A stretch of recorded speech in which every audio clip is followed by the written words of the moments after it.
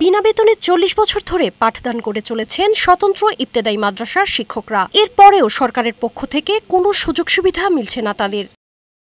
দীর্ঘদিনের বঞ্চনা ও বৈষম্যের শিকার ইবতেদায়ী মাদ্রাসার এসব শিক্ষকরা নিজেদের দাবি আদায়ে রাজপথে নেমেছেন। জাতীয় প্রেস ক্লাবের সামনে ১ মাসের বেশি সময় ধরে অবস্থান করছেন তারা। আমরা মনে করতেছি আমরা শিক্ষক হিসেবে নয়, আমরা ভিক্ষুক হিসেবে আছি। যে পর্যন্ত আমাদের বেতন ভাতা না দিবে সেই পর্যন্ত আমরা এখানে প্রেস ক্লাব আমরা ছাড়বো না।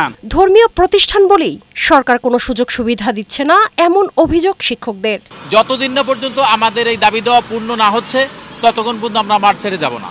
দীর্ঘদিন ধরে অবস্থান ধর্মঘট পালন করলেও সরকারের পক্ষ থেকে সাড়া না মেলায় এবার কঠোর আন্দোলনের হুঁশিয়ারি দিলেন শিক্ষক নেতারা।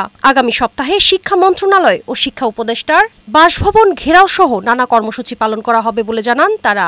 দাবি আদায়ের লক্ষ্যে বা আন্দোলন সফল করার লক্ষ্যে যে কর্মসূচি বিগত দিনে পালন করছি তার চেয়ে কঠিন ভিন্ন ধরনের কর্মসূচি আমরা দিতে বাধ্য হব এবং কর্মসূচি দেব ইনশাআল্লাহ। শিক্ষকদের জাতীয়করণের প্রজ্ঞাপন জারি করে দ্রুত তাদের বাড়ি ফিরে যাওয়ার ব্যবস্থা করার দাবি জানান ইবতেদায়ী মাদ্রাসার শিক্ষকরা।